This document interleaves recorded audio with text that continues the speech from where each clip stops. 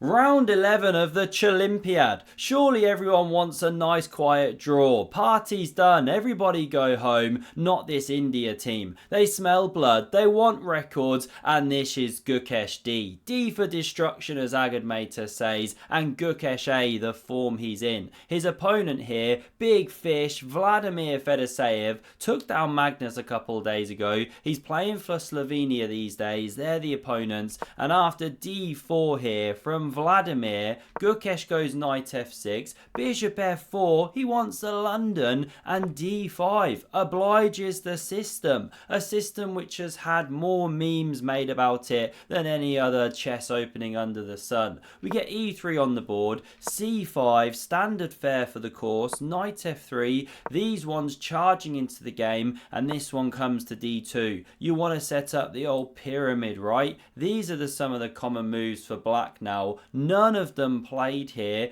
Gukesh goes for the less trendy bishop g4. Looks really natural when e6 is on the way, but you are parting ways with the bishops at times. Grandmasters don't always love that. We see c3 setting up that great pyramid of Giza, e6 in response, and now what to do?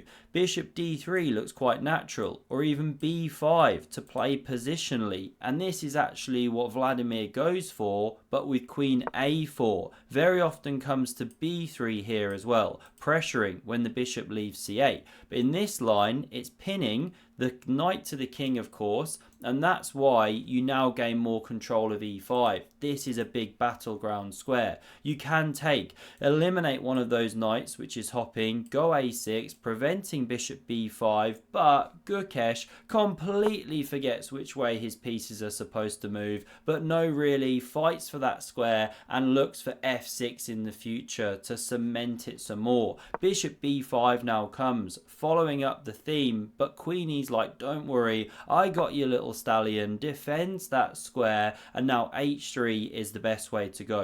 If this one takes, fine, you recapture, black to move, game goes on. If it retreats, you can go g4, bishop back here, knight h4, pick up the pair, very nice, it's the way white should play.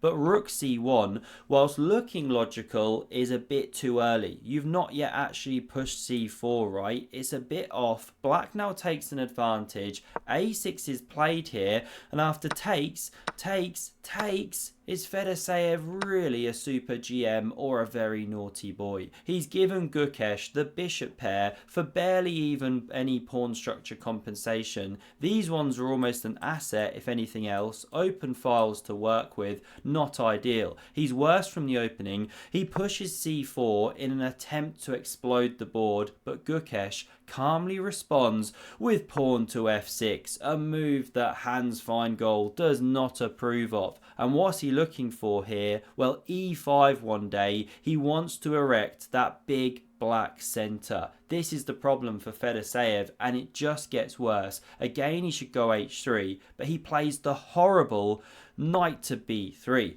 I mean, look at Kasparov's face. Does not approve of this one, and Vichy, Master Splinter, is chilling. He knows how good his boys are. He knows they're about to come good from positionally won positions like this. Mushrooms. What a terrible sentence. One is maybe too strong, but boy is it good for black. a4 is now on the way, and there's really nice themes going on. If you go a4, for example, well, you massively weaken b4. After this exchange, the bishops come in here, cementing the pawn, and then knight b6 comes. This one under fire. You tie down 5 points by just using 3 points. Not ideal. If you don't go a4, and this one's on the way, well, then the knight's stumbling back, and none of it works in the center here because black's got that extra pawn presence. So h3 was played.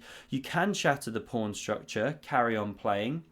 But instead the bishop comes to f5, also good. If in doubt, if you're losing, bomb cloud the king, why not? Connect those rooks, and a4 now kicks that knight miserably back home. Look at the advantage now. Why did the bar just react so much? Okay, takes was playable. The problem with these lines, you can take with knight or bishop, something like this, But yeah, e5 is the move here. This one here is just in jail. That's the problem with this massive centre. But we see this in the game. The knight coming back, and h5. Gukesh just chilling, gaining space on both sides, like the pincers of a crab or the horns of a bull coming in, right? Like that Zulu pincer movement. Here they're getting killed. The white pieces, bishop g3, not precise. You can do more pawn expansion already, but bishop e7 played. Rook c3, king f7 connects those rooks, and Tolkien would be proud as Big Fish stacks those two towers.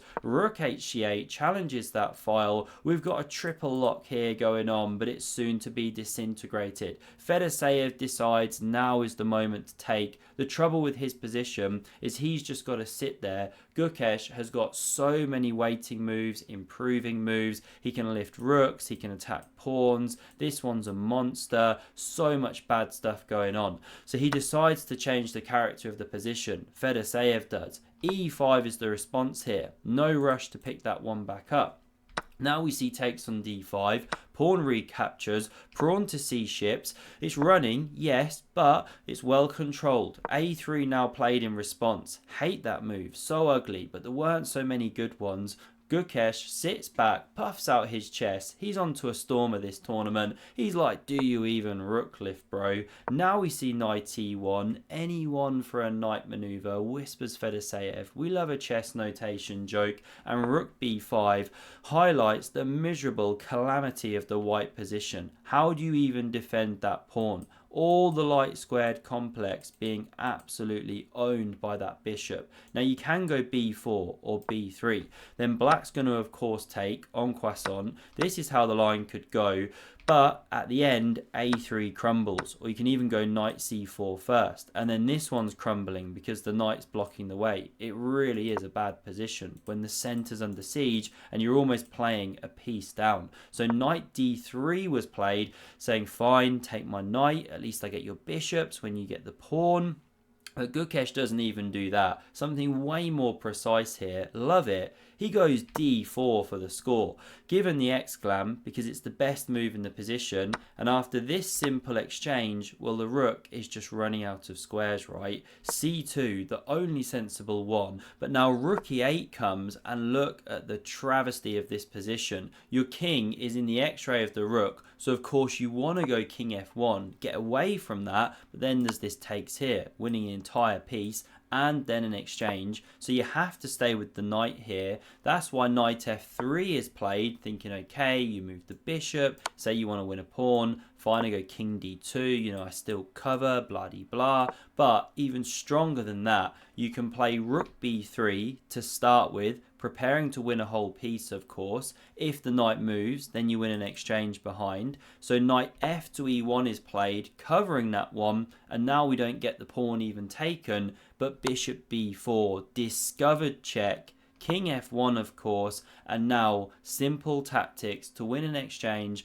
Do pause if you want to test your puzzle rush here. Fairly easy one, does bishop takes on e1. Now if the knight recaptures, played in the game, we're going to see. If it doesn't recapture, you know, rook takes, or you drop an entire knight. So this was done. The lesser of two evils, you drop a pawn here, or an exchange, sorry. And now if rook captures, you cover here, yes, but then there's new problems. I forget exactly what they are, maybe d3. Anyway, the knight took, going for the d4 pawn, but now there's this. Kicks the knight, captures the pawn, and this a pawn now is getting dangerous for Gukesh after he goes after it. This c pawn, the only source of counterplay for Fedoseev, but knight c8 is well under lock and key. We get h4, preparing bishop f4, rook a2, that one about to drop. Duly does in this position, and now g3 gives the king a bit of room. Rook b3, red carpet rolled out. The knight hits c4, much more active square. Does it check from d6 one day? Well, not anymore after rook e6. Knight d2 back now, hits the rook. Always watch out for knights. They're very tricky, we won't swear, but they jump all over the place, especially backwards. The rook comes to b2 here, and after rook c3, good move, activated. calculating, we now see rook a6, saying fine, take the d3 pawn, then the a pawn is rock and rolling, very dangerous. So instead we see this one blockading, best move,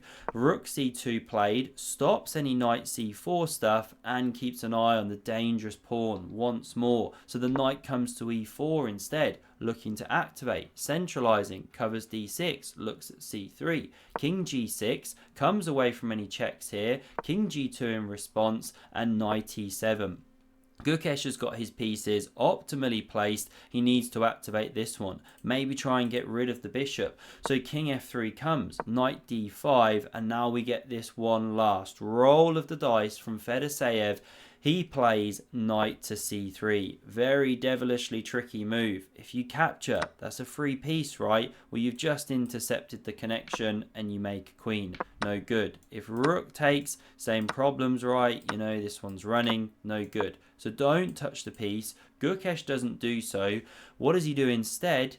He takes that one. Absolute best move. He's calculating like a Terminator because now he's not even winning back the piece immediately, which is at first what I thought must be coming. But he goes d2, threatening to take the knight, then promote the pawn, of course. So king e2 is forced. I guess you could go rook a1, but then you're dropping a piece. You know, that's no good. So king e2 covers the square where it's about to queen, but then there's this check. Really well calculated lines, because after king d1, threatening to take the rook, so you've no time for rook e1 check just yet. I don't think. No, the knight also covers the d1 square.